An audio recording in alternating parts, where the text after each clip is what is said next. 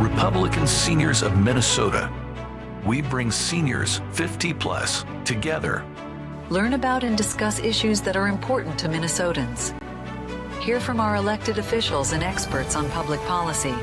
Meet political candidates, elect delegates to district and state conventions, and help elect Republicans to office at all levels.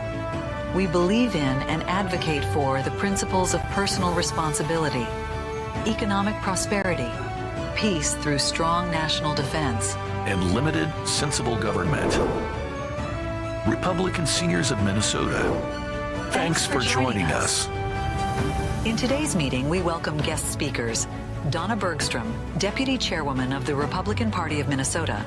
Donna will be accompanied by Barb Sutter, Republican National Committeewoman for Minnesota.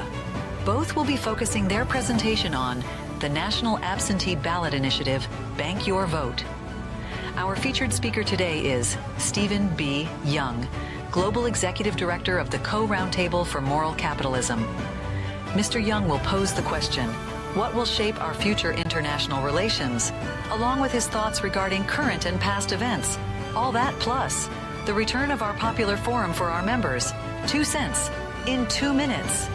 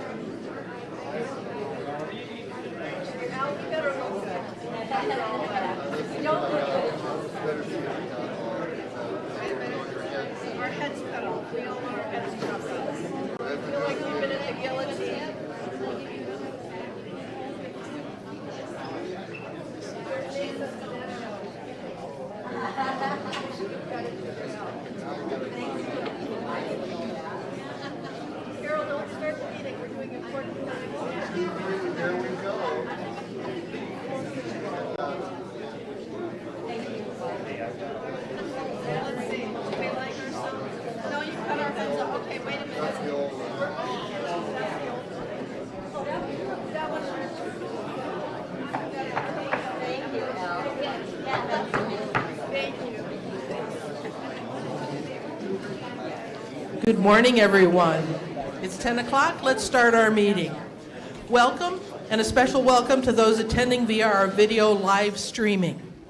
I'm Carol Brumwell, Chair of the Republican Seniors of Minnesota, and your MC for this meeting. Please silence your cell phones. We're going to start having everybody turn and attack the person whose cell phone is ringing.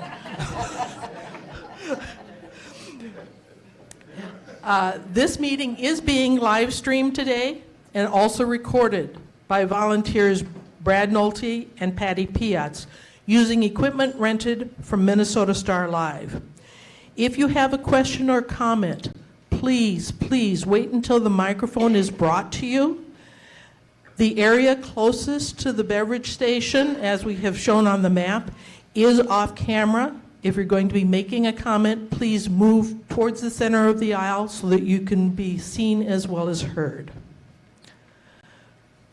Please join me for a brief opening prayer.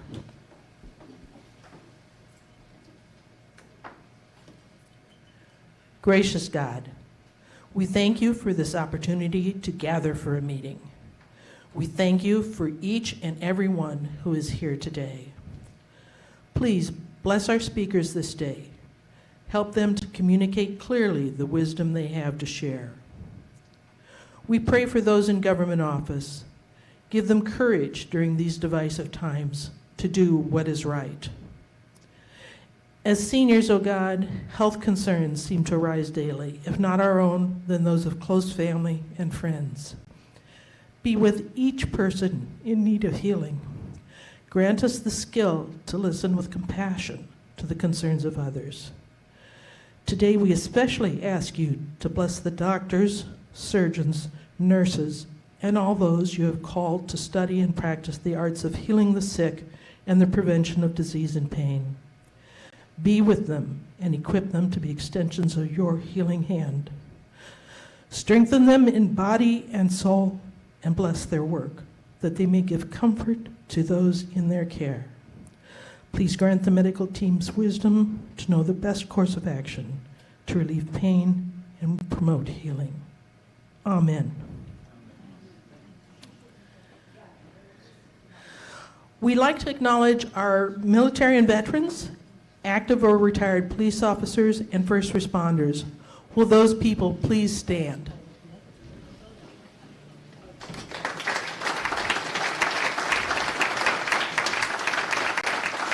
We'd like you to remain standing and have everyone stand to join you as we say our Pledge of Allegiance. I pledge allegiance to the flag of the United States of America and to the republic for which it stands, one nation under God, indivisible, with liberty and justice for all. Thank you. Be seated.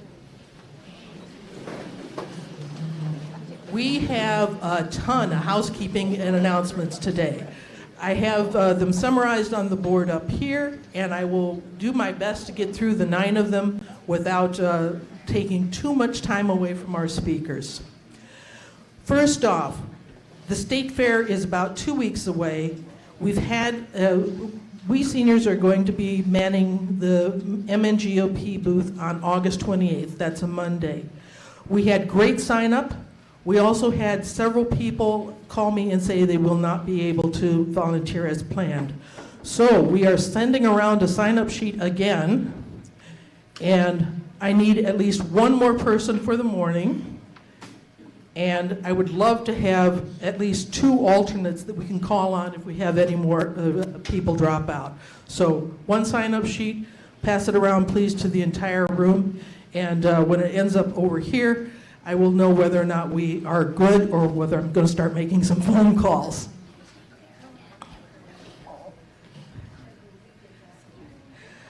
Item 2, we have free books. After the last meeting here, the board talked about the lack of volunteers willing to look through the library and came to the conclusion it is time for us to disband our library. We have all of the books from our Republican Seniors Library on the table at the back and also on the little bar area there. Please look through them, find 1 or 2 that you would love to have in your own collection or read and donate onward. Anything that's left after the next meeting will be donated to the Bookham book sale organization, and that's benefits the Bloomington Crime Prevention Association. Item 3, tonight at the Edina Country Club, there's an added opportunity to attend the Off the Cliff event. I went to the one in Eden Prairie. It is well worth your time. The one in Edina is, again, presented by Center for American Experiment. Cost is $15. There are additional sessions planned in Woodbury, Lake Elmo on August 16th and Stillwater on August 22nd. But this one in Edina, for most of us attending here, is going to be your closest option.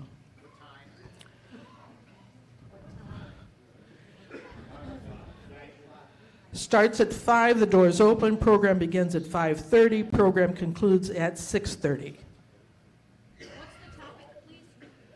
Off the Cliff, it is the talking through the legislative session that was just completed. I have the handout from here. They did a very nice handout. 15 points of things that will distress you to hear about. This is what they speak to.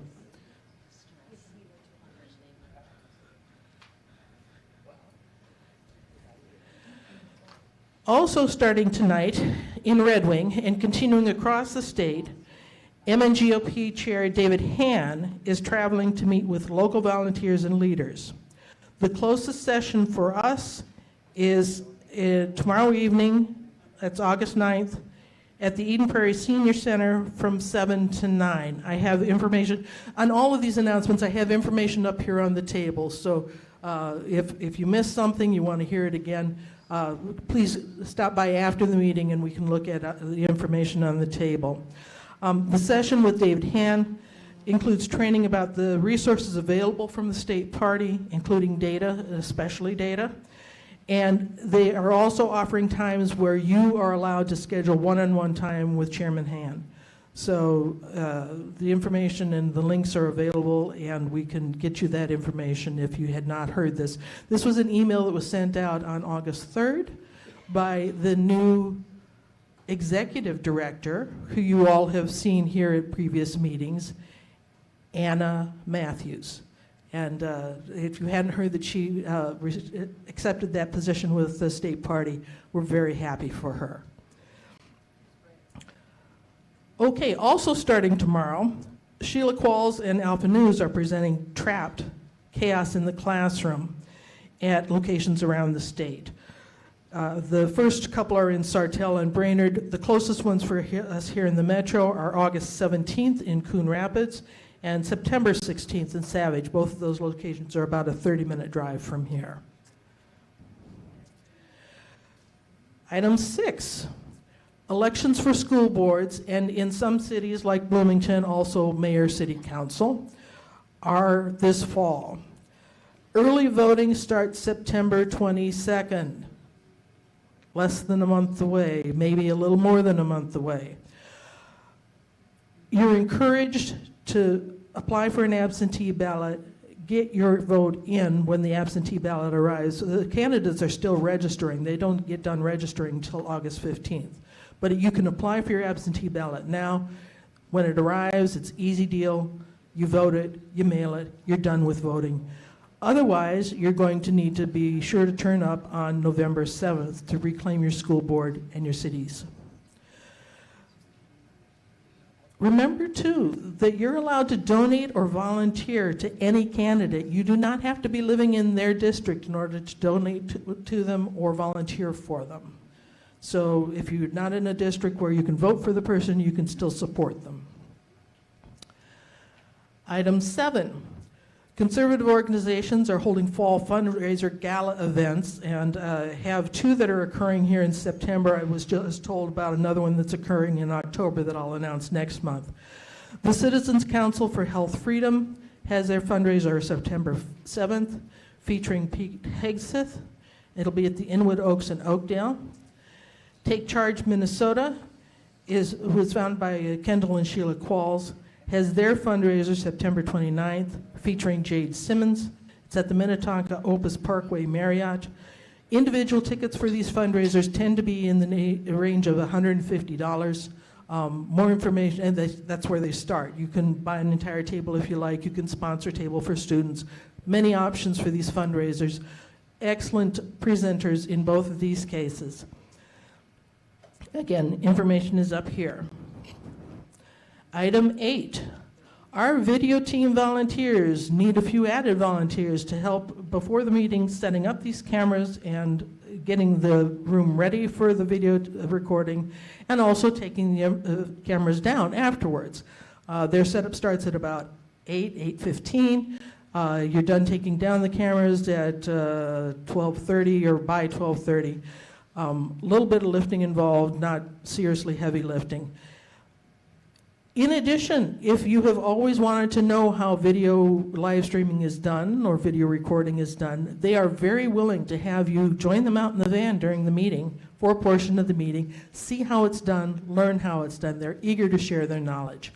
So I have clipboards here to pass around, one on each side. We're looking for about 6 people. You wouldn't volunteer every meeting unless you wanted to, but we'd like to be able to rotate. So, here.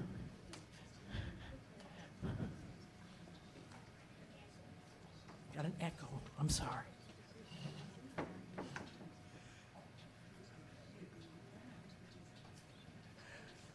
I was just informed that I'm echoing in the room. I apologize for having created the disturbance. Is that better? It's not better. Okay.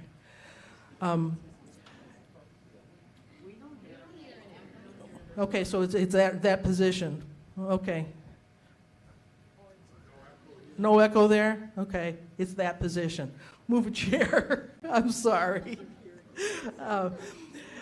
We are also very pleased to announce that our initiative, which is called Member Spotlight, now has 3 recordings.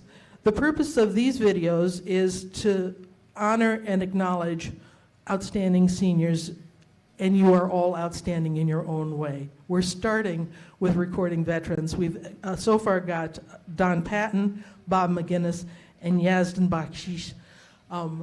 Mike Lehman, our past chair, where are you, Mike? Raise a hand in the peach back there, is conducting these interviews. If you have questions about how he's doing it and want to give him great praise for having done the 3 so far, talk to Mike.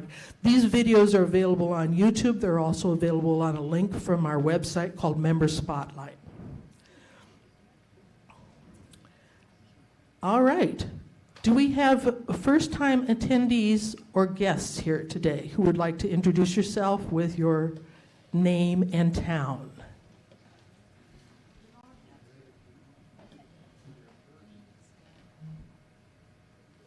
I'm Alice Loddix. I'm here with Jim Long. I'm in Plymouth. Thank you, Alice, and welcome. Who else is new here? Karen?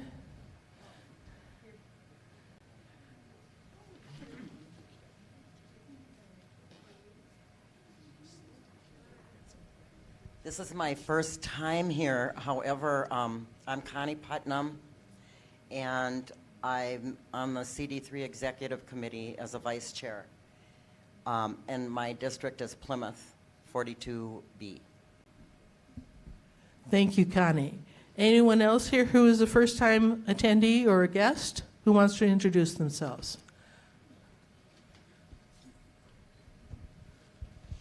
I'm Bruce Colton, and I'm a candidate for Bloomington City Council running at large. Thank you, Bruce. And Bruce, we'd love to have you come back. Bruce? And I'm old like you. We'd love to have you come back in September and give us a 5-minute stump speech if you would care to. So, very welcome. Anyone else here as a first-time guest or visitor? Thank you all.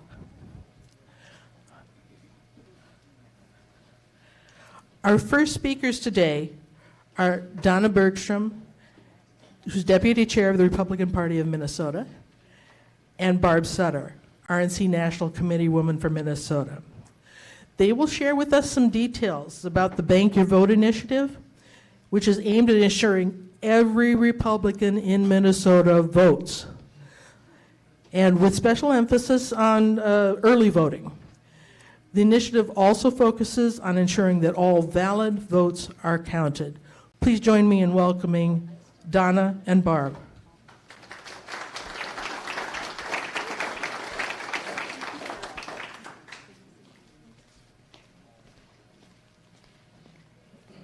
Good morning, everyone.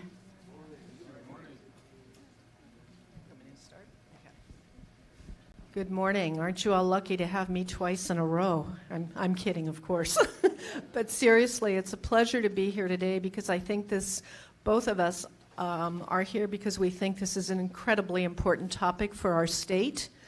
And so what we're going to do, we're going to tag team. I'm going to give you an introduction to what Bank Your Vote is, why we think it's important, and the parts of it that we hope to initiate here in Minnesota. I'm giving this from the RNC perspective, but we are tailoring it to our state. So my first question is, I was told last time I was here that people in the back of the room couldn't hear me. Is that the case? Is there a no, you can't, or yes, you can hear me? Okay, thank you. Anytime you can't, don't sit through this and go, we didn't hear a thing you said. But, all right, just for some background on Bank Your Vote, in 2022, the RNC, the Republican National Committee, ran their largest ever election integrity program to protect the vote. I know there are people that are going to say, but we lost, so how well did we really protect the vote? I can tell you from watching things, from working with Donna, we worked on this program here in our state. We got an election integrity director. Donna is largely responsible for getting the amount of election judges that we had last year. So while I know there are disappointments in some corners of the state, we did really what we could. That doesn't mean there isn't room for improvement. Over 80,000 Republicans served as poll watchers and poll workers. And the Protect Your Vote program is, as the RNC is referring to it, going to be supercharged in 2024 with a larger team of grassroots individuals and even more key lawsuits. Lawsuits played big at the RNC. They never expected to be a legal department, but I can tell you I get letters every week about the lawsuits that they filed, and I'm happy to also report the majority of them they have won, things we never hear about. In 2022, Democrats requested and cast more ballots before Election Day. That allowed them to bank more votes in the process. Republicans, however, and these are important facts, virtually tied or even exceeded the Democrats' ballot rate of return in the targeted states. And where we did that, statistically has been proven we fared better. While Republicans would prefer to vote on Election Day, I'm very guilty of that. To me, it's like a right that you do on Election Day. There is more GOP interest in early voting, in early in-person voting by mail. I will say that's my preference, going to the town hall rather than mailing it in, but mailing is being made safer as well. Republicans returned their absentee ballots at a higher rate than the Democrats did in many cases.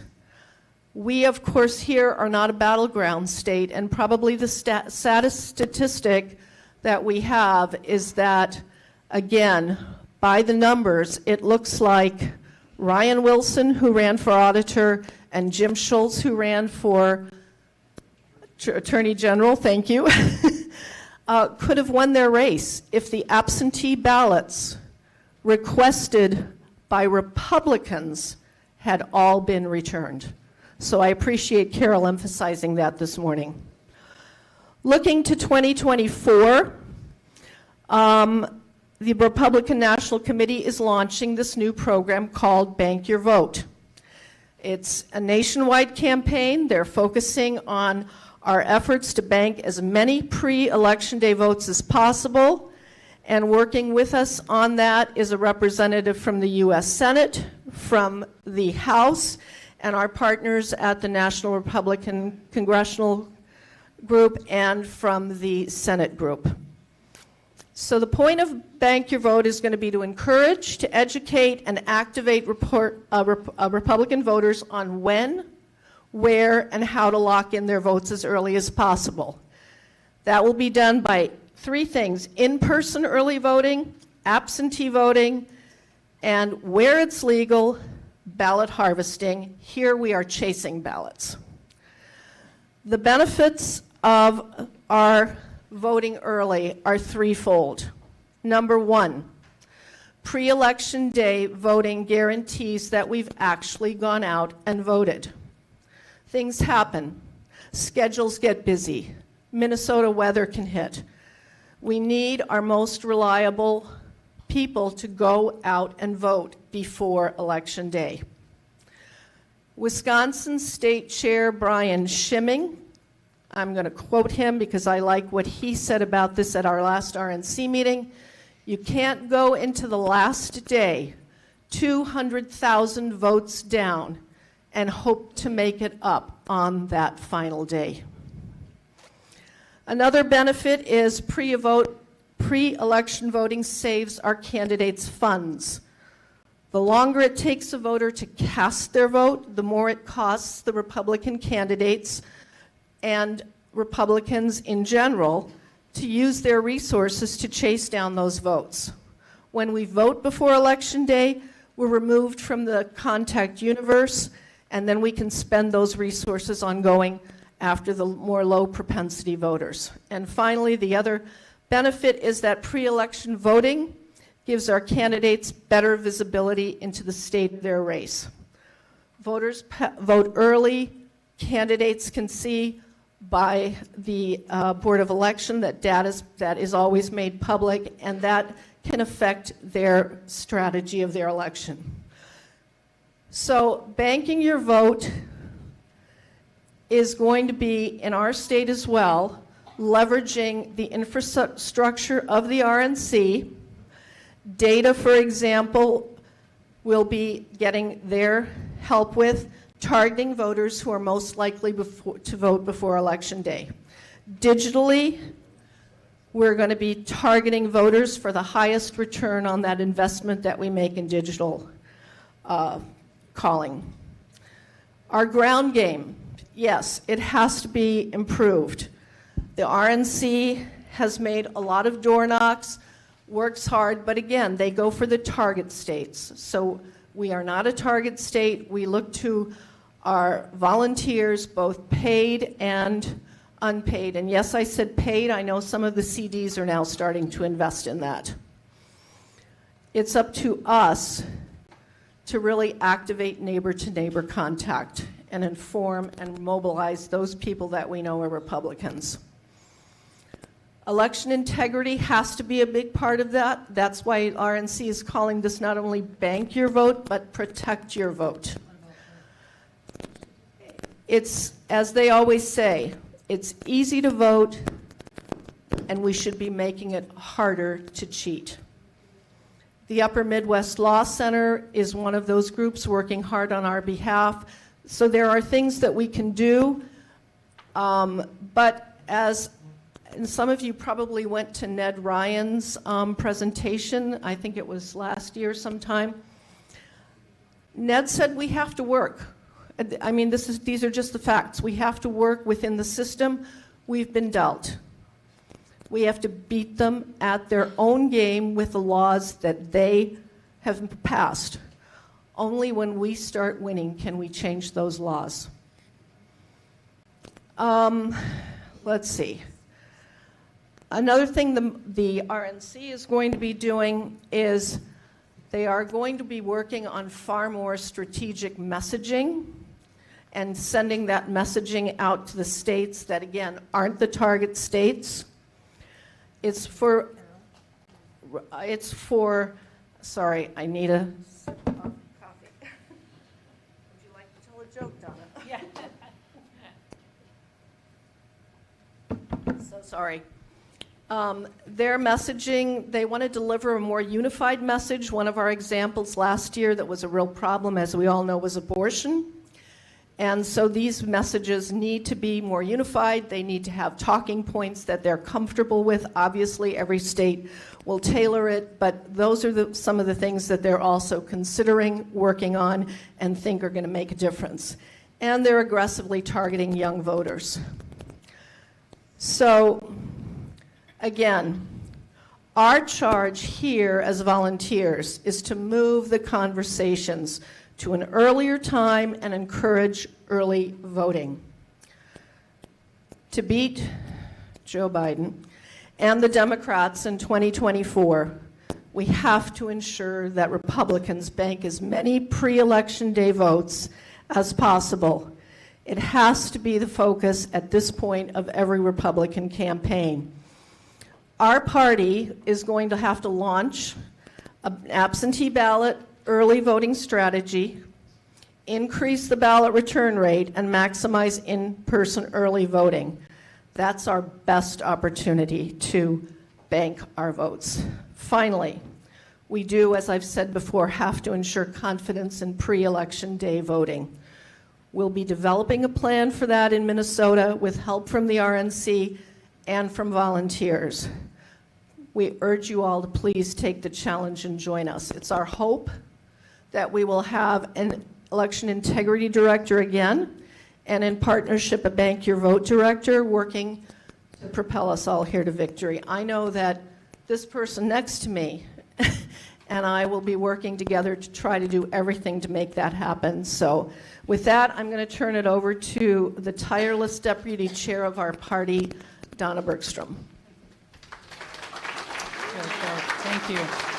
Thank you, Barb. So thank you all for being here. And on behalf of Chairman Han, I just want to say thank you for all you do for the Republican Party. So it's really great to be standing alongside here with Barb, our National Committee woman. I wanted to just point out also that she was really instrumental in helping us get that election integrity director here in this last election. So kudos to Barb for that. I just wanted to, yes, let's clap for Barb. Thank you. She too works tirelessly at the RNC level and in the state of Minnesota for all of us, so thanks, Barb.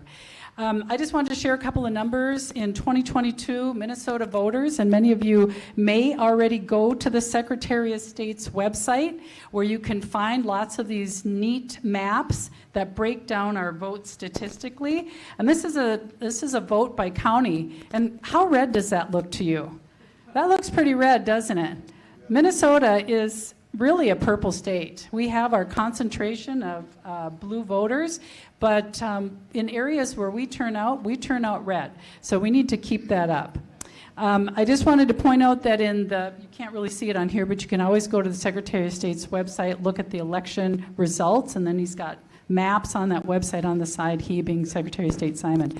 But in this election, 2022, Governor Walz won 43% of the statewide vote right in the metro area. You probably all have heard that before, but it's the Hennepin, Ramsey, and Dakota County. If you haven't, that's a big number. The concentration in the Minneapolis area, St. Paul area, is really where the Democrat stronghold is.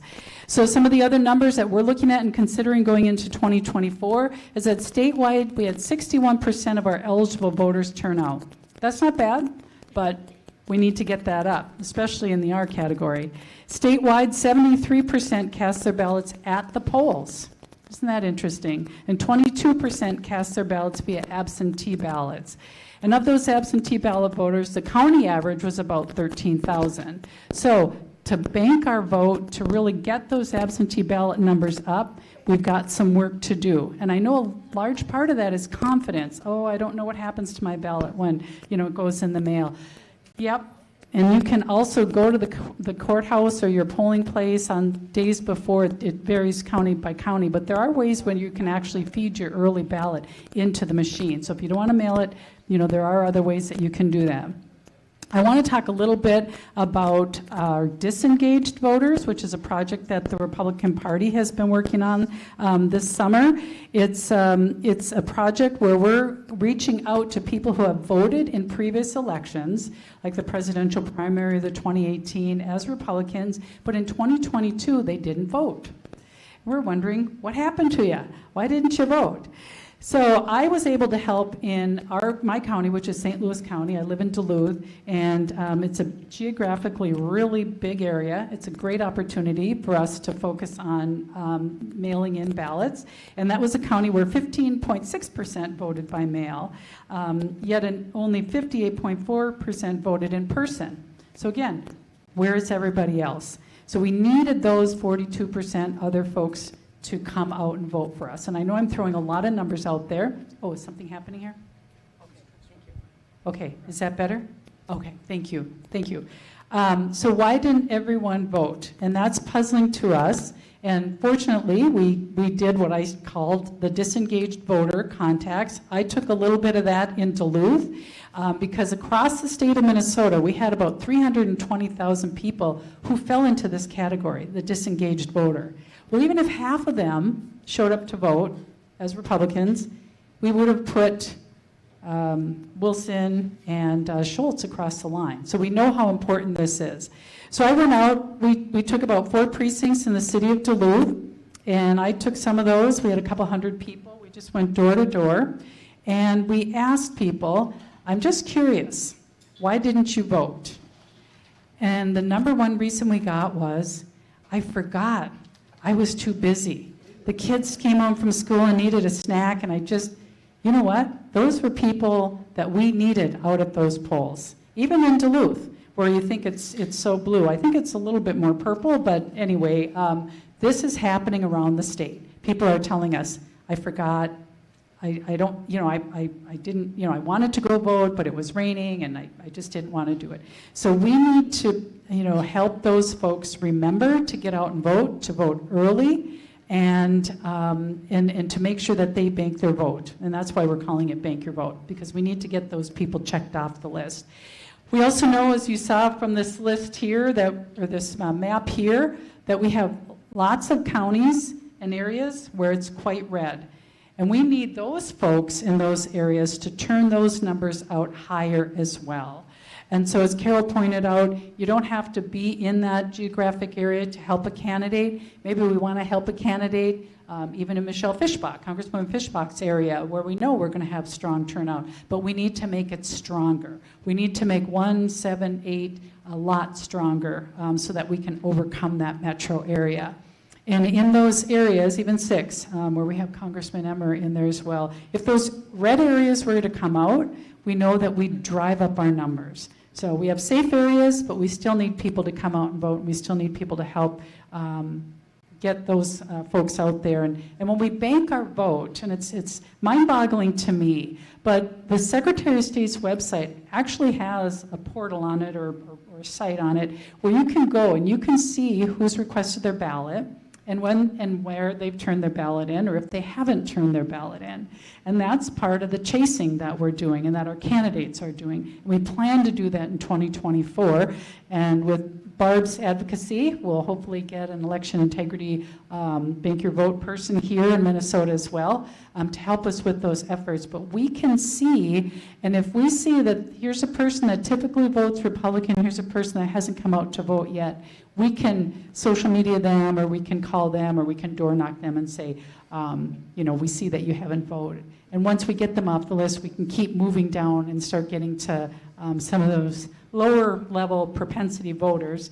I know that's a mouthful, but folks that typically don't come out, we can get to them and help them come out too. So I know we're running out of time here a little bit, and I apologize. This is a lot of information, but it's all very readily accessible to you, either through our party. You can contact myself or Barb, also our political director, and now, of course, our new executive director, Anna Matthews. We are all committed to making this happen. We know that in 2024, we can take back the state of Minnesota. With the legislation that was passed this year, people are really waking up, saying, I didn't vote for this. And I can just tell you, we have a lot of independents reaching out to the party as well, asking us what can we do, because we don't want to vote for the other side anymore. So we really appreciate that. I think we can take questions if that's okay, or we're right at the timeline. Okay, so again, if you need information from the MNGOP, you can just email info@mngop.com. Again, that's info@mngop.com. You can always reach us that way. Just ask your question. And if you need to reach me also, you can reach me that way. And go to our website. We have some training on there as well, mngop.com. So again, thank you so very much for having us here today. We appreciate all that you do for the party, and we look forward to taking back the House in 2024.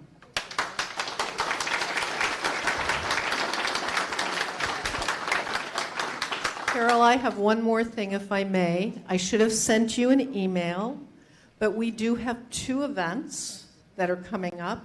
You should be getting something in your mailboxes from MNGOP. We are having a Fall Elephant Club dinner on the 18th of September, and we're very excited to have Ari Fleischer coming into town. He is quite the speaker. I've seen him once, and I have to say, I was floored by him. So, love to see a seniors table there, but you'll be getting information, and I'm going to leave some cards with Carol, and if you'd like to talk about that, ask about it, happy to help you with that. And the other thing that's happening, it's a little bit further down the road, is the Western Regional Leadership Conference, which is comprised of the 12 Midwestern states. And that's going to be here in Minnesota the weekend of September 22nd. Information coming out about that as well. That's going to be a 3-day event. And still don't have a list of who's going to be coming, but I understand some presidential candidates will be in town for that. So look for that. Elephant Club should be out today. So that's it. And lastly, Barb and I are going to another event, so I will say my goodbyes and thank you again. If you need to reach me, just call the party or email me at that info@mngop. So thank you again so much. Thank you for your excellent presentation, Barb and Donna. Very much appreciate the time you spent with us, the level of detail you've been able to share. We have on our schedule 2 cents for 2 minutes. However, we are intruding on our keynote speaker's time. Raise your hand if you want to do the 2 cents. We have 2 people who want to do 2 cents. Raise your hand if you're okay. 3 people. Are you okay skipping it, or do we spend 5 minutes doing this? Skip it? Okay. We'll put it on the schedule for September again. Thank you. Mr. Young says it's okay. It's a democracy, right? Well, yeah, okay. So we didn't have an official vote. We did not count votes. Karen, is the second microphone working? We're on. Okay. The gentleman in the back here had approached me. He has some information he wants to share. Barb is serving as our timer. Not more than 2 minutes. 1 minute if we can manage it. Thank you. Try and do it in 1 minute. We're all familiar with our political prisoners from January 6th, I hope. We also have military prisoners that are in the same fix that made the mistake of volunteering to defend our country and ended up in Fort Leavenworth. And I have information here. Website, www.uap.org, uniformalphapapa.org. We'll give you information on most of them. Unfortunately, we have 2 lieutenant colonels in a urinating match here who's getting credit for this stuff, which sure as hell doesn't help, does it? But I do have information back here, much as I could print out, so here we go.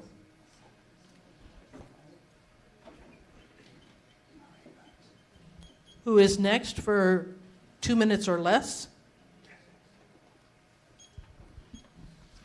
Good morning. I wanted to make it real brief. The gentleman who's running for office in Bloomington on Thursday at the Eagles Club, so that's August 10th, that's at Old Cedar and Old Shakopee. Residents for a Better Bloomington are having an event there. Starts at 6:30, goes till 8 p.m. Come and see who's running and volunteer, because we need to fix Bloomington. The other thing is 2 meetings ago, there was a young lady from K2, which is a marketing company, who came here and talked about the fears of not having new drugs created. I have printed out 20 flyers on the back table there. Their headline is, "Do large pharma companies provide drug development innovation?" That woman was here paid for by pharma to make sure that we don't keep them responsible financially. What she's told you all was a lie. Thank you for your comment. There was another person who wanted to speak. You've decided not to speak your 2 cents? I just wanted the 2 minutes to be done. Okay, you wanted the 2 minutes to be done. Is there anyone else who wants to speak? We have someone here up here. Oops. A quick question. I'm looking for anybody in Precinct 15, Bloomington, which borders 169, Pioneer Trail, Anderson Lakes, West Bush Lake Road. And I'm trying to coordinate contacting people in that area. So I don't know if there's any 15s here, but talk to me. All right. And then up here.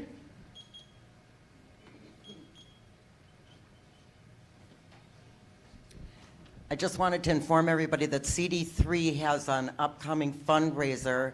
It will be on Sunday, October 8th, for a fall cruise down the river. It has dinner and entertainment with the Jasmine Band. So, and it will be $70 a piece. We thought that was really reasonable, and so that more people could come. So enjoy the fall colors with us. Thank you.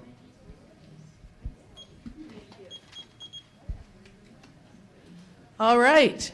Thank you for being expeditious with your comments, and we will hold an equivalent 2 cents for 2 minutes. I hope we can go as quickly through those at a future meeting. Now for our featured speaker. Today we welcome Stephen B. Young, who's the Global Executive Director of the Caux Round Table for Moral Capitalism, and that's sometimes abbreviated as CRT, not to be confused with critical race theory, please. Steve will pose the question, what will shape our international relations? He'll provide his thoughts regarding current and past events. Of current interest is the Putin-G formula of February 22. Considering how we got where we are today, Steve will use points from his current book, which is called Kissinger's Betrayal: How America Lost the Vietnam War. The book reveals a fresh and more truthful history of the Vietnam War that restores dignity for America as well as the people of Vietnam.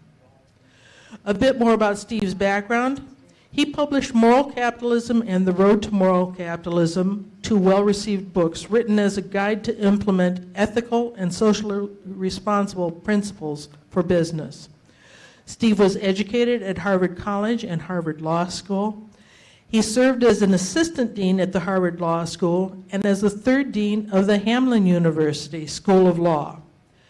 He's taught at several locations, including the University of Minnesota and the Sassoon Graduate School of Management in Bangkok, Thailand.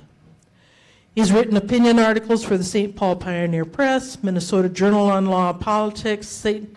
Paul Legal Ledger, and has been published in the Wall Street Journal, New York Times, and the Washington Post. From 1967 to 1971, he served with the Civil Operations and Rural Development Support Program in the Republic of Vietnam. In 1975 and 78, Stephen took a lead in the resettlement in the United States of refugees from Vietnam, Cambodia, and Laos. A fluent speaker of Vietnamese, he has written on human rights in traditional Vietnam, Vietnamese legal history, Vietnamese nationalism, and with his wife translated a novel, The Zenith, into English. Please join me in welcoming Stephen Young.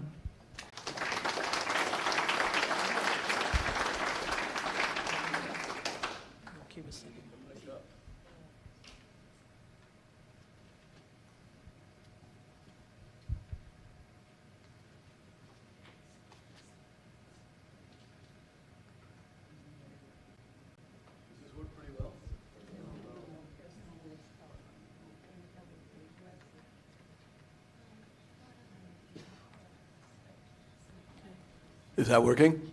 Hey, not too bad, not too bad. Thank you very much. Ladies and gentlemen, I'm grateful to Don Patton and Steve Anderson for asking me to speak on international affairs.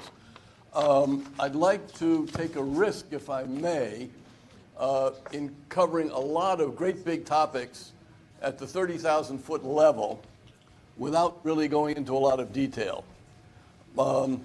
My concern is, frankly, that our foreign policy elite, sometimes called the blob, is brain dead. And so therefore, they're not responding to what's happening in the world very well, and we don't know very much, really, about what's happening in the world. So I'd like to just put out some big ideas for you and then do that quickly and then open up for questions and answer. So my first point is the world order created by Americans after World War II is collapsing. The new order which is emerging, is one I would call of national socialisms. Now, there's another word for national socialisms, right? That's fascism.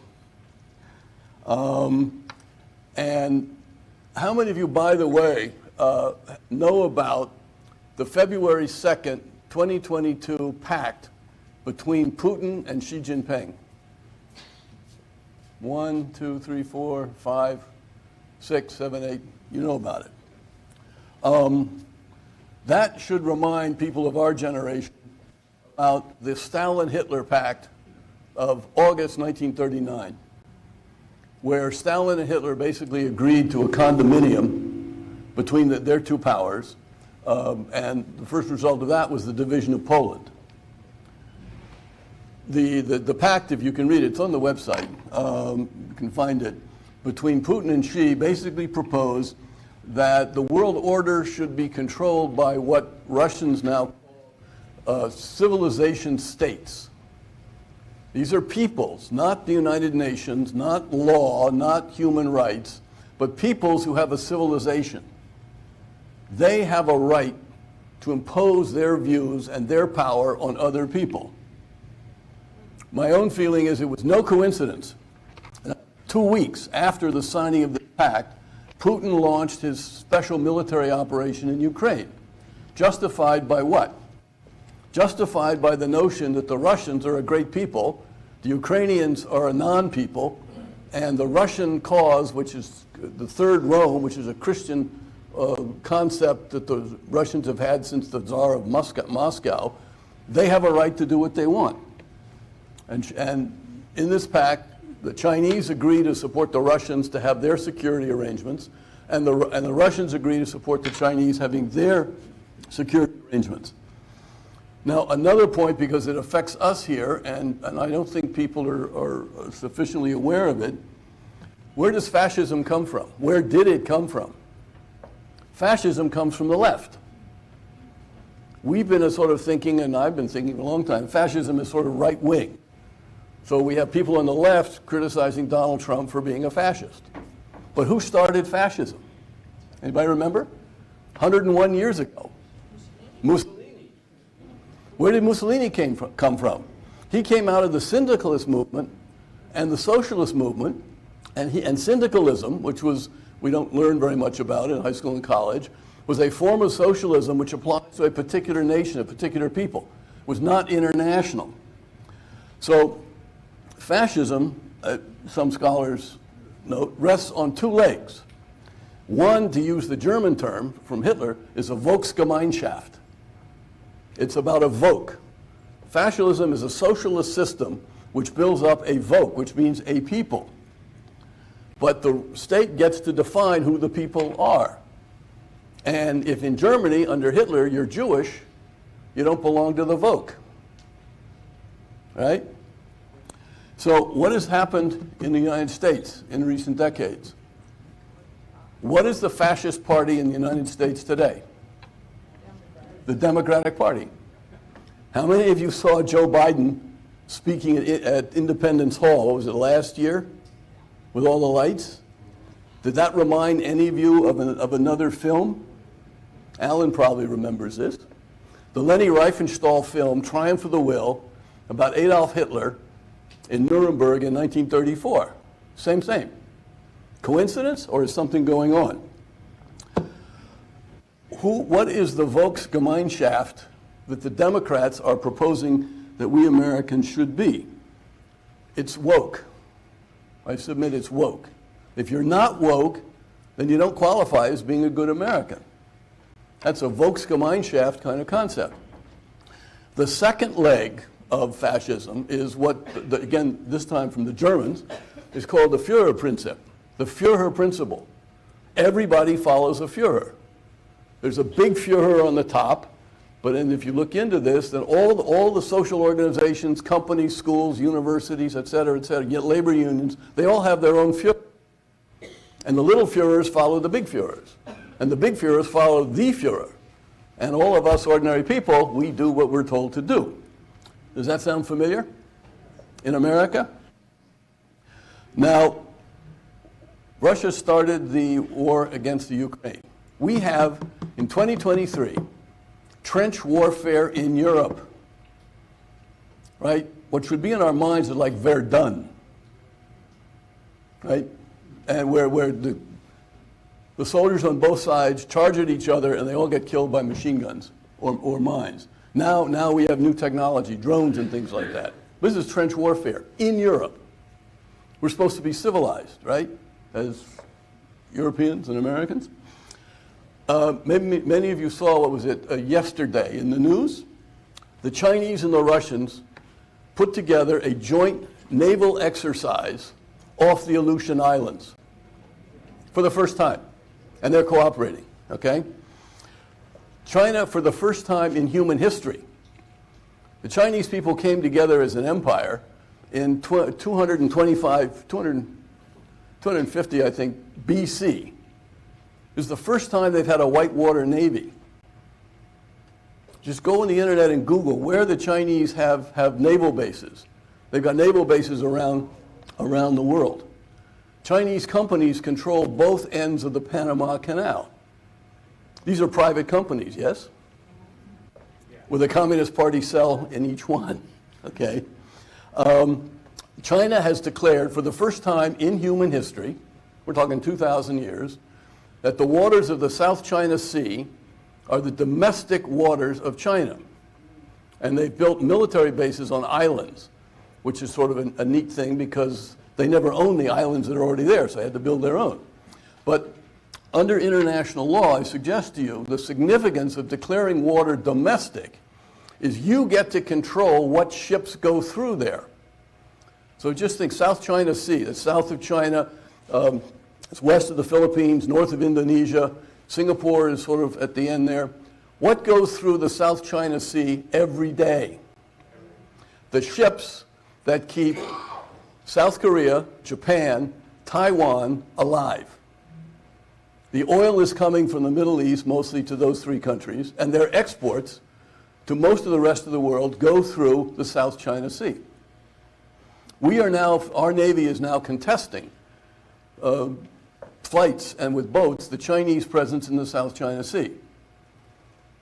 All we have to have is either they shoot down one of ours or we shoot down one of theirs, and we have a casus belli, a legal term for going to war against China. This is the kind of thing which should remind us of what started World War I, right? It was an assassination by a couple of crazy Serbs, right, of the Crown Prince of Austro-Hungary. And the dominoes started to fall, and I forget how many people were killed in World War I. There were a lot of people killed. 5 empires collapsed, right? The Chinese have set up the Shanghai Cooperation Council as an alternate to the United Nations for friendly states. There's also the organization called the BRICS. BRI, it's Brazil, Russia, India, China, and some others. The Indians and the Brazilians are major states. Which way are they going to go? Are they going to align with Russia and China, or are they going to align with the United States and Europe? Part of this movement of a sort of breakdown is the phrase you've seen, populist nationalism. You've seen this describing governments, right-wing governments, so-called, but they're populist governments because they represent the vote. In Poland, the Polish people, right? In Hungary, we Hungarians. Other countries. Modi in India is creating a vogue around the Hindu religion. If you're not Hindu, and you're not really a full-class Indian, and Hinduism, of course, rests on a religion. And religions can't be challenged. There's no international law. The agreement between Putin and Xi Jinping says that any people that has a tradition of over 1,000 years can decide for itself what is international law, democracy, and human rights. That's a flat-out rejection of everything the Americans and our European allies tried to build up after World War II.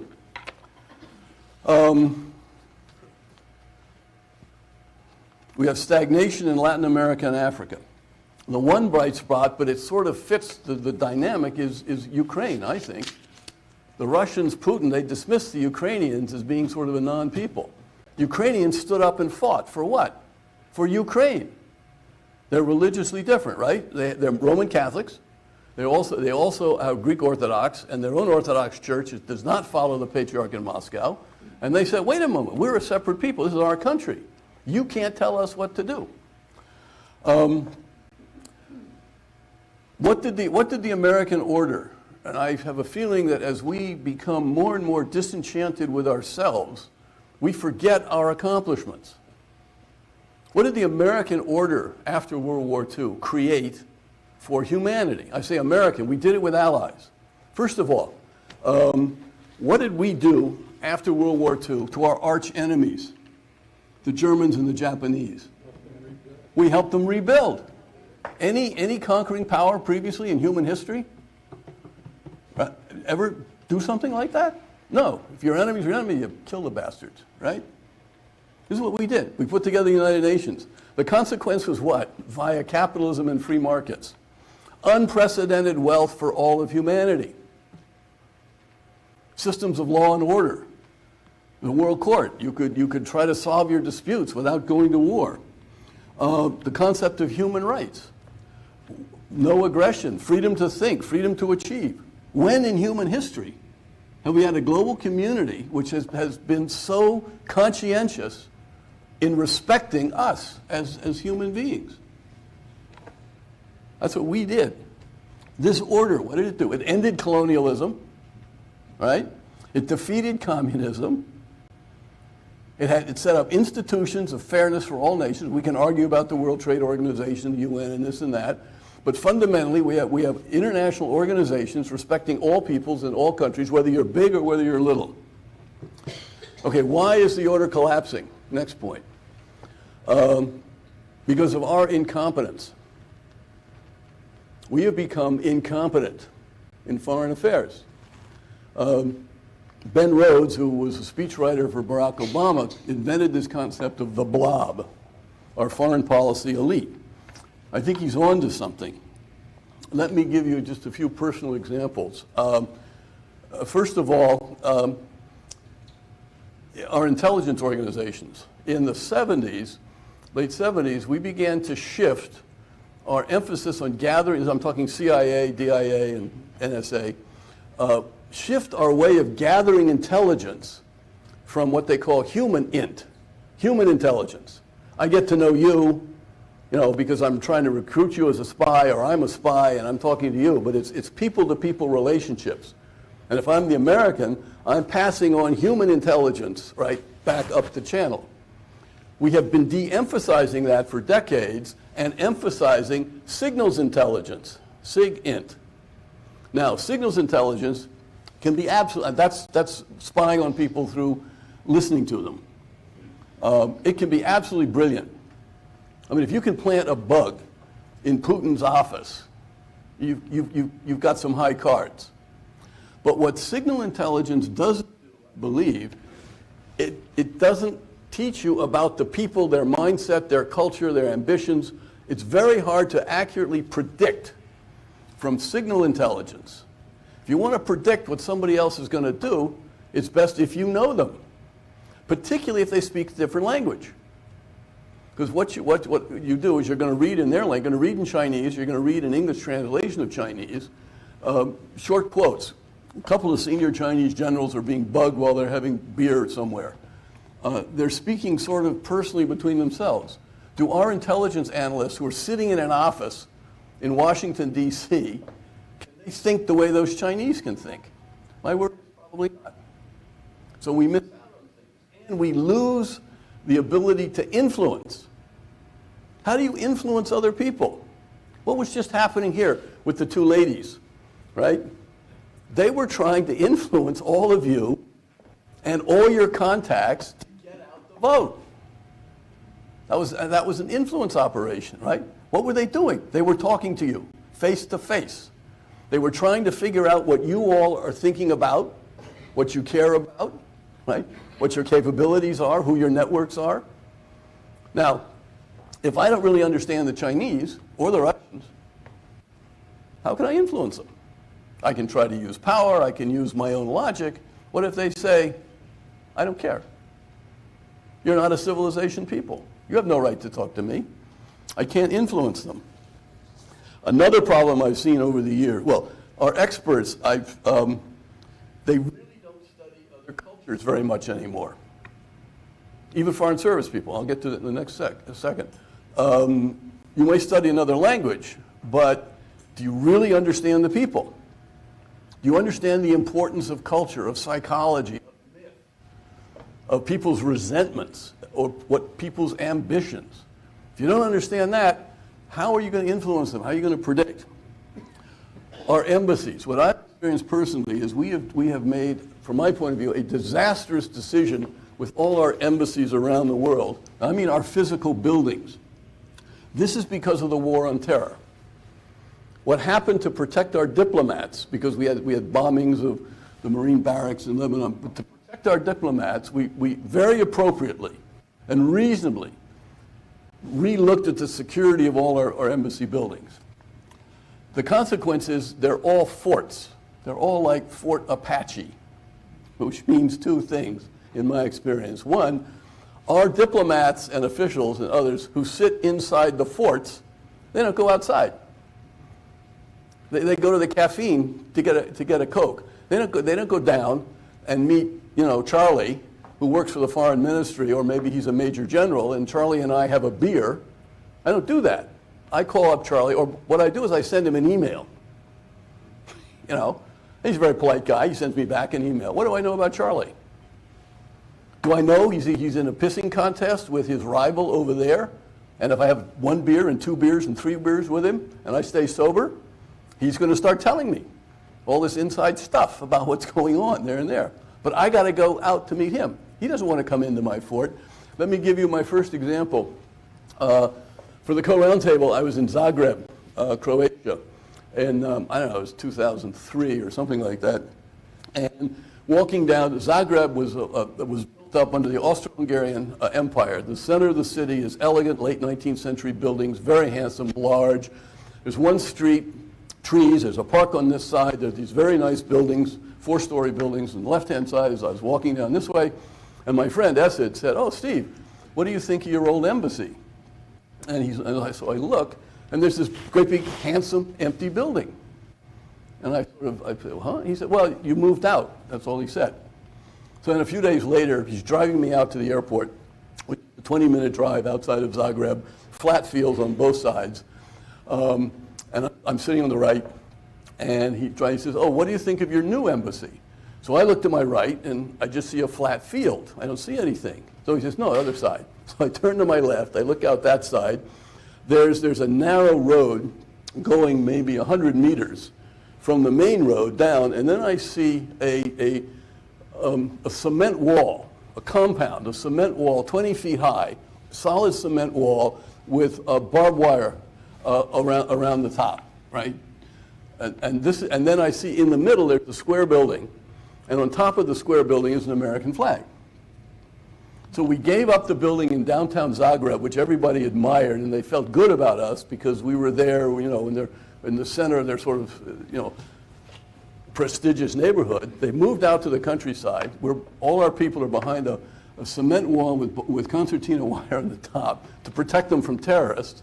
So I said to Essid, "Oh, Essid, so I suppose you go there a lot to call on my people." He looked at me and he says, "Never." I said, "Oh, so then they must be leaving there, driving into Zagreb. This guy's running the Managers Association for Croatia. He's got all the Croatian managers. He's a source of information, all this kind of stuff." I said, "Oh, so I suppose they drive in to meet you in Zagreb." And he says, "Never." My dad was ambassador in Thailand in the early 60s. And we've got a new fortress in Bangkok. And I just had a meeting last week in Switzerland for Caux Round Table. A very senior Thai, Kunvira Thai, former governor of the Bank of Thailand, was one of us, and we were having lunch afterwards. And I commented on a meeting, which I'll also tell you about, I just had with our new ambassador there and the Minister Counselor for Economic Affairs. And he said something like, "Oh, I don't know them." And so I quipped, because it's a fort. You got to go in. It's a narrow door. It's like walking into a prison. This is Bangkok, Thailand. You show up, black glass, you put your things, these guards look at you. This time it was Thai hired employees. Then then you got to walk inside a narrow place, take all your stuff out, put it on the conveyor belt, go through security, walk down around the corner, and you walk into a great big empty room where there are a few chairs, and there's black glass over there where the Marine guards are. And so a voice comes in over the speakers saying, "May I help you, sir?" And then you say, "Yes, I'm Steve Young, and I have a meeting with so-and-so and so-and-so." And then they say, "Someone will be down to get you." So you're standing there, and you don't know whether you should stand or sit. What? Well, it's okay. I mean, I'm an American citizen. This is me. What if you're a senior Thai? You're a senator. You're a member of the royal family. Or you're a governor of the Bank of Thailand, and you're standing there, with this black glass, no human contact. You're not comfortable. So what happens? You don't go to the American embassy. So when I'm chit-chatting with Viratai, he says, "Oh, I never go there." Okay, this is systematic around the world. I saw in the newspaper the other day in Niger, there's just a military coup against a democratically elected president, and I think we didn't even have an ambassador in the country. That the democratic elected president can call on the phone and say this, that, or the other thing, or the ambassador can go talk to people, and he calls back to Washington. America's lost its way.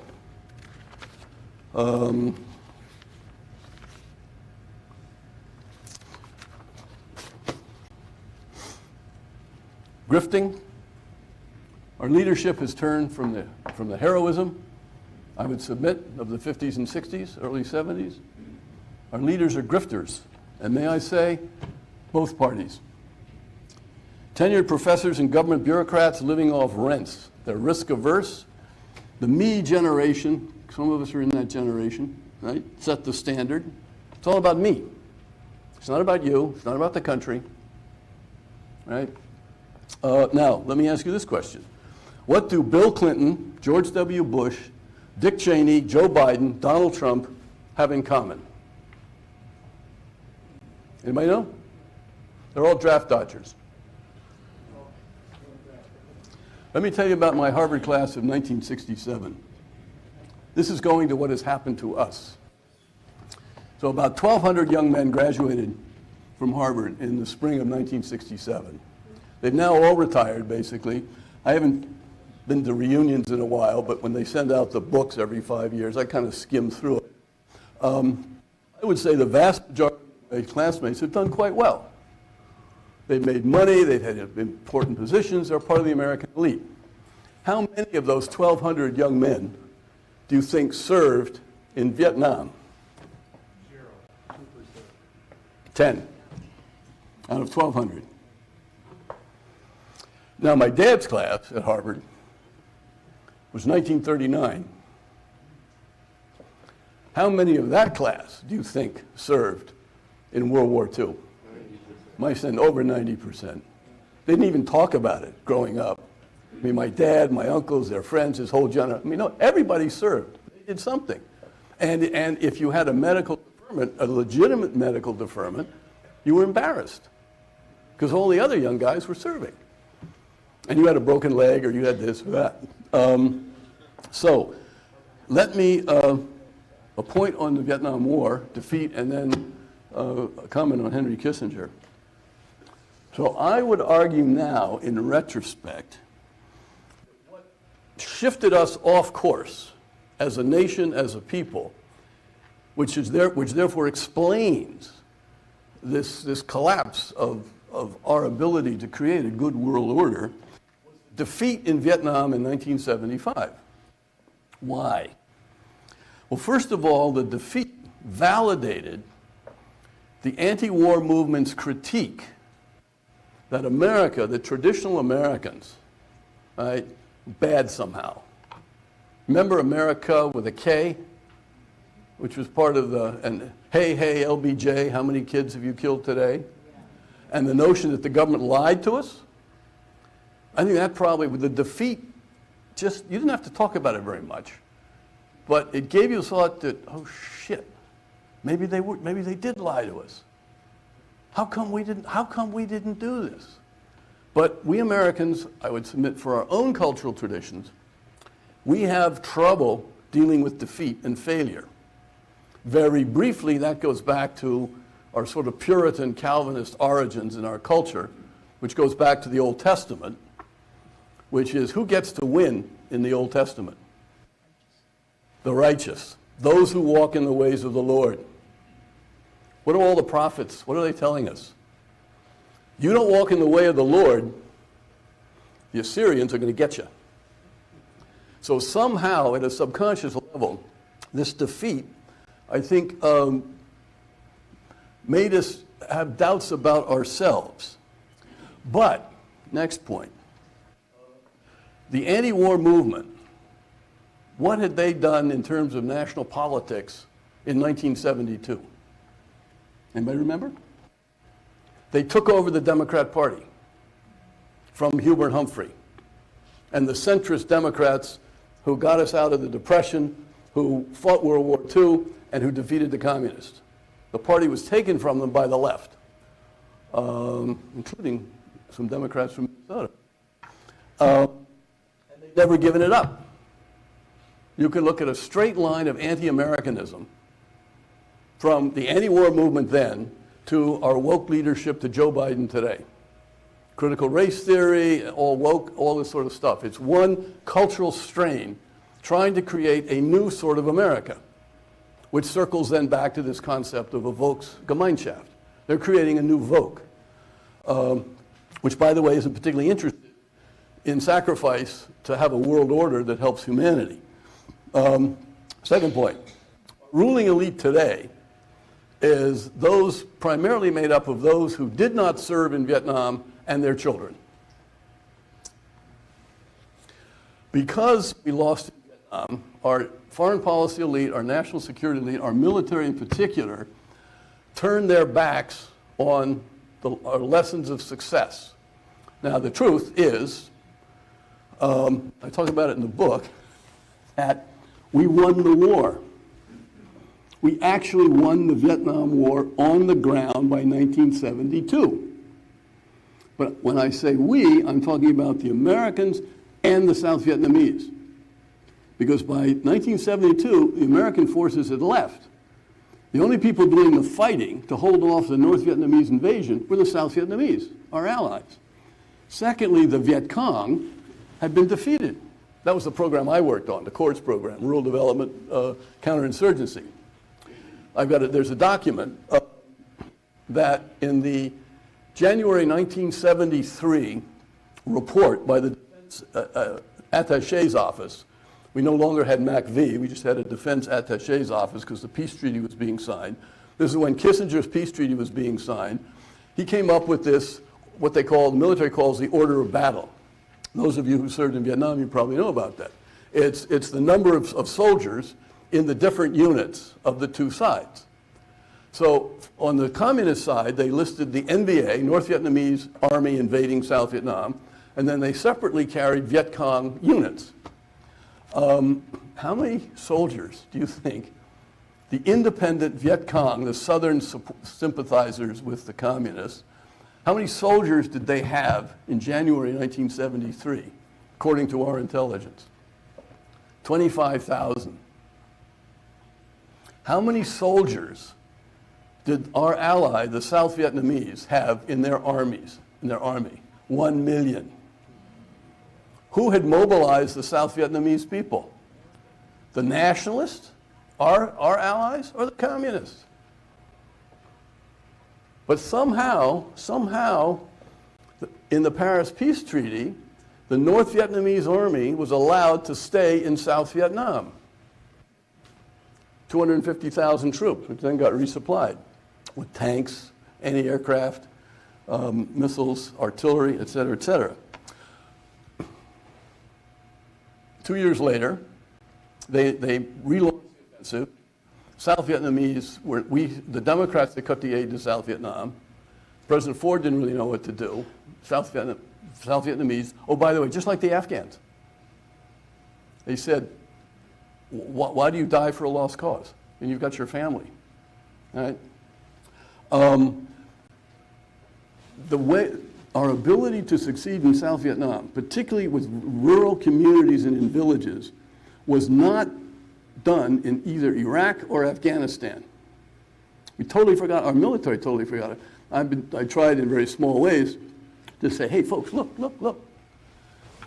I told friends who know, you know, I said, if you send me to Afghanistan and you give me a Accords program of integrated civilian and military, decentralizing power down to the Afghan villages, and using the Pashtun Wali, the values of the Pashtun people, who were the core of the Taliban, I could defeat the Taliban in 3 years. We never did it. And then we got tired, and then Joe Biden said, boop. Interestingly enough, the diplomatic deal that our ambassador Khalizad cut with the Taliban was exactly the same deal that Henry Kissinger had cut with the Vietnamese communists in Moscow and Beijing in 1971. Coincidence? I've covered this a bit, but I want to emphasize that because of being defeated, I think that's when we lost our self-confidence as a people, and we began to create an elite from the left which turned on America, starting with the whole process of critical studies, which then became critical race theory and all these other things. And the political expression of this, to go back to a point, is a kind of fascism. It's creating a Volk, which are the people entitled to rule and to be served. And it's also using the Führer principle of they tell you what to do. Now, let me conclude. I'm a little bit over time.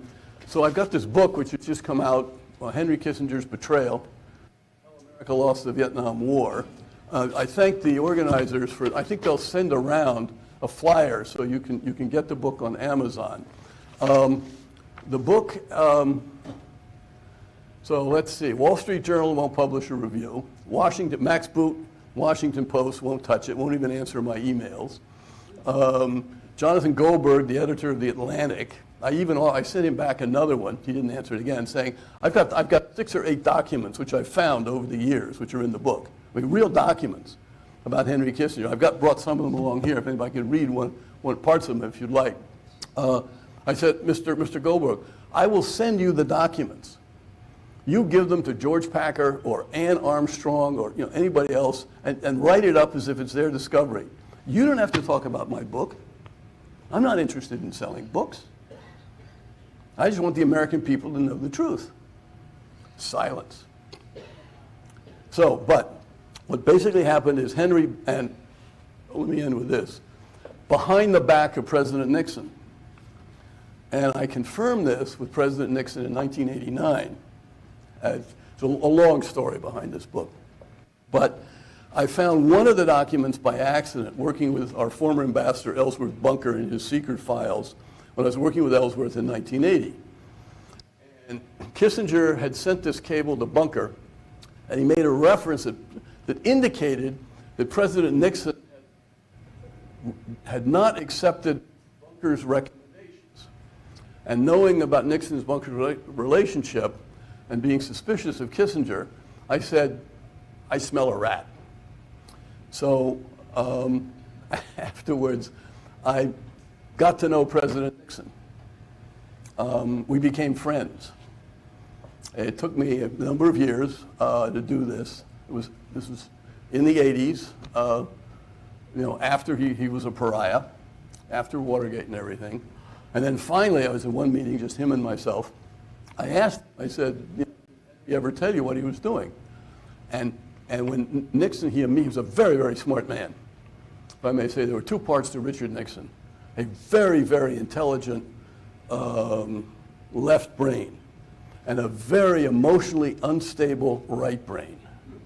And when he was in this side, he was a guy who was remarkable. When he was in this side, it was like, sad. But anyway, this side kicked in, and he saw immediately that Kissinger had betrayed him, and he turned white. He turned white. His face was contorted. His body was contorted. He turned, he looked this way for probably not too long. I thought it was a long time. And then he turned back to me, recomposed himself, and changed the subject. And I probably chickened out at that point because what I probably should have done was like a Mike Wallace journalistic thing, stick the mic right in Nixon's face and say, Mr. President, how does it feel to realize that you've been betrayed by Henry Kissinger? How could you have been that stupid? I didn't do that. I mean, I felt so sorry for the man. He was in agony. But anyway, I concluded from that he'd been blindsided. And in later years, I found the documents. He'd been blindsided by Henry Kissinger. We end up losing the Vietnam War in '75, and the rest is history. Thank you very much, ladies and gentlemen. I've taken maybe too much time, but if we have time for questions, please raise your hand.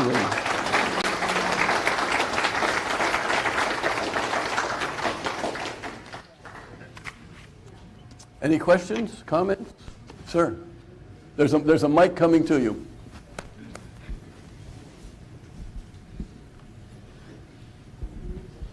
What's the status today on the American embassy situation? How many ambassadors do we have in the field today or confirmed by the Senate?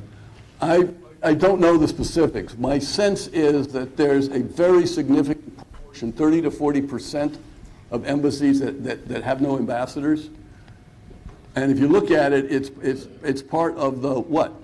Our political decline. That you can't get the Republicans, the Democrats, to work together to say, look, let's at least carve out this, let's have some agreement, or let's get the process to work. We're seeing in so many ways domestically as well. I mean, when was the last time the congressional committees had done their job of appropriating the funds on a regular basis? We do what, omnibus bills, 2,000 pages for our budgets, which then go up to the deadline. We have debt ceiling crises from time to time. I mean, we have institutions that are not functioning. Steve, I was wondering, what's your opinion on the Trans-Pacific Partnership? And did we play that one right? Fred, I don't really have a strong opinion on that. I think the challenge of containing China is a very complex, hard to figure out problem. China needs to be constrained, but how do you do it without having the Chinese overreact? Because they are very powerful in many ways, and their own the Volksgemeinschaft of the Chinese is that we're Chinese. We have the mandate of heaven. Xi Jinping is our son of heaven. We are the chosen people in the world, and you better believe it. And so if the United States are outsiders, sort of step on their toes or insult them, or give them a sense that we don't respect them, that's going to have political dynamics and effects inside China to build up sort of emotional support for Xi Jinping and this kind of ethnic authoritarianism. The other factor, which I think, again, we're not working on enough, is speaking directly to the Chinese people. We did that in the 50s. The CIA was actually, I think, very successful and brilliant, but going to left intellectuals, non-Stalinist left intellectuals in Europe and in Russia. So Samizdat inside Russia, various publications, Voice of America. We crafted a message to various people saying Stalinism is bad. We're not crafting any message at all to the Chinese people saying, are you sure that Xi Jinping deserves to be the son of heaven? Does the Communist Party, are they really good Chinese? And then you can sort of lift up. Now almost everybody in China has to study Xi Jinping thought. He's given himself the title that Mao had of people's leader. You know what the best translation of people's leader is? Führer. So there's a huge opportunity for us to create difficulties for Xi Jinping with his own people, but we're not doing anything. Alan? Yeah, given what we've seen at the Justice Department, given what we've seen at the Justice Department and the FBI and their politicization, and then the things that John Brennan's CIA was doing to go and promote disinformation, do you think the FBI, that's your expertise is probably more with CIA. Is the CIA and some of these organizations that have been politicized beyond saving, how do we turn this around if we get, the ability to start making changes? Well, I think, Alan and all of you, the first answer, they used to say, in Vietnam, we used to say something like, whether security is 10%, local security, protecting the people, right? Whether it's 10% of the solution or 90% of the solution, it's the first step towards a solution. So the first step towards a solution of all these problems is to get Republicans elected, quite frankly. You got to have power. If you don't have power, and if that means the Democrats have figured out a way to, in a kind of loose sense with a small c, to cheat in the elections on the ballot side, something's been going on for a number of years. We don't know the facts as far as I can tell, but something's been going on. But if they continue to get away with that, then whether, no one's going to be able to reform the FBI, the CIA, the Congress, the White House, this, and this. In a constitutional democracy, you got to get votes. You got to get your people elected. And that's what was said earlier. Secondly, the optimism that maybe next time the Minnesota GOP could take the House of Representatives here. On the one hand, you say, it's only the House. What about the governor? What about this? What about that?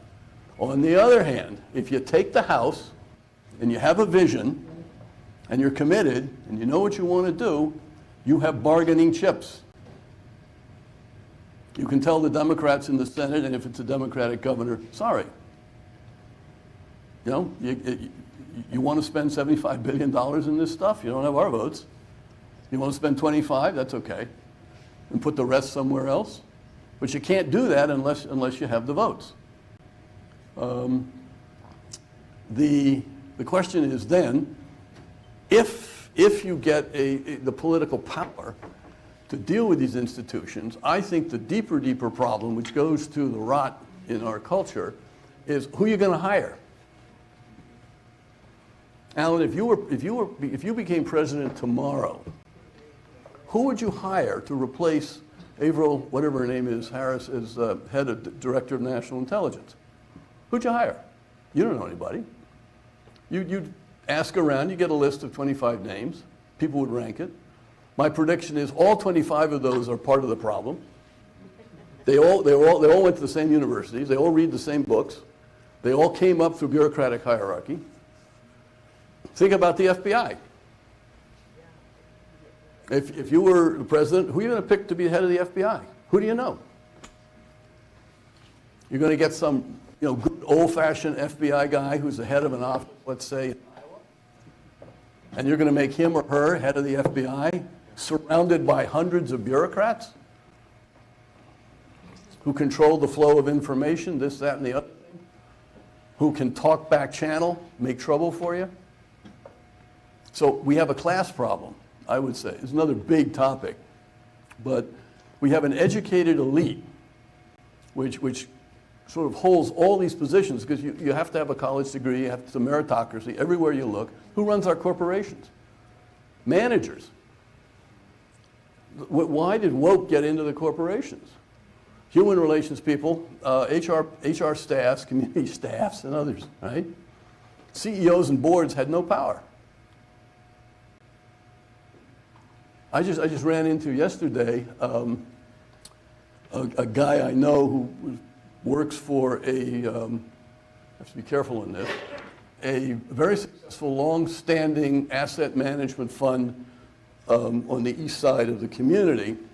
And he just told me that they have completely disinvested in 3M. They have no confidence that 3M is really going to make it. That's 3M. And then he starts going on, and what you get is who's running 3M. Somebody said earlier about MBAs, I overheard that comment.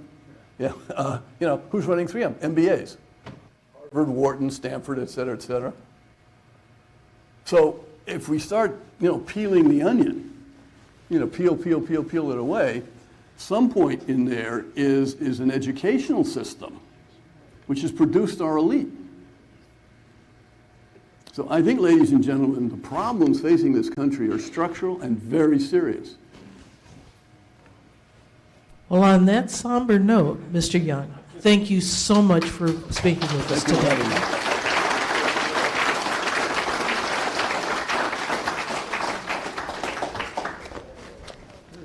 In closing, our next meeting is Tuesday, September 12th.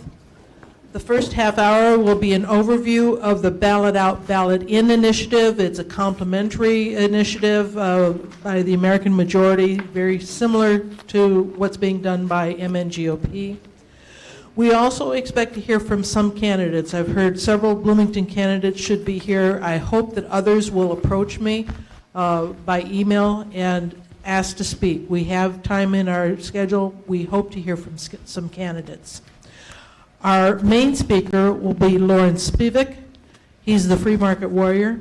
He'll use humor and history to teach us a lesson on free market economics.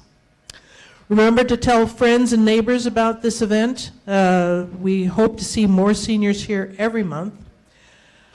And there's more information again about today's announcements here on this table. Come on up, take a look. The prize drawing, I want to first correct a mistake I made last month. I asked Al randomly to draw randomly out of the bucket when he drew his own card. I did not allow him to take the door prize. So we have now made that correct. Thank you, Al, for not arguing with me. And I won't ask Al to draw today. Whoever does draw, if you draw your own ticket, we will give you the door prize. Yvonne, would you draw? All right, do you have ticket 317251?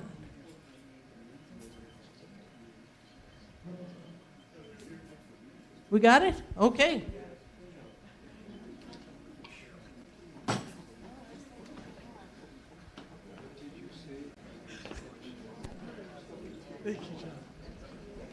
All right. We have one more to draw, please. One more to draw, please. All right. Ticket 8392119. 2119? Yep. Wonderful. Thank you all for your attention. We'll see you next month, September 12th. Thank you.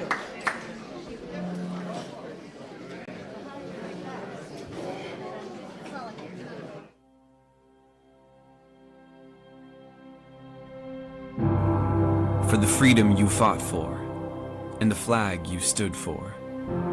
For the country we cherish, and the people we love. For the bravery you showed, and the fortitude you held. For the days of dedication, and the nights of devotion.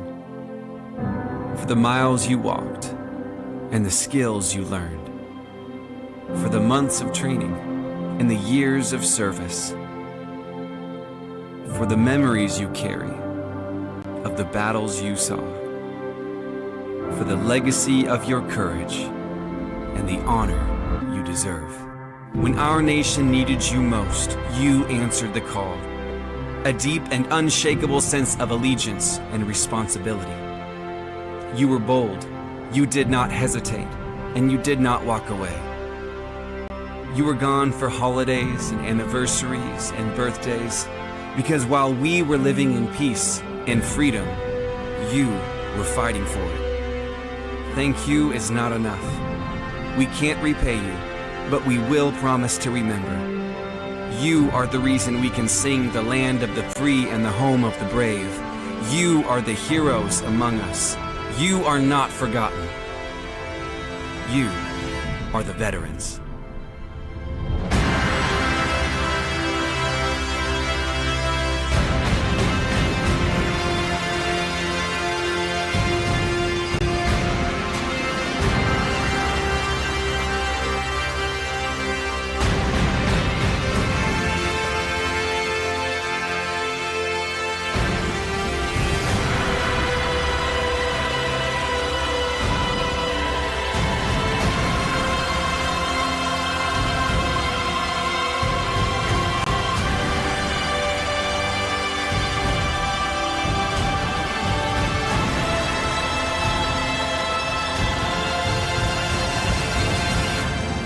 We remember your courage.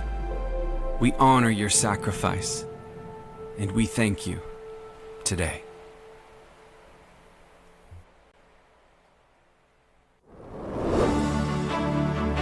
Republican Seniors of Minnesota. We bring seniors 50 plus together. Learn about and discuss issues that are important to Minnesotans. Hear from our elected officials and experts on public policy. Meet political candidates, elect delegates to district and state conventions, and help elect Republicans to office at all levels.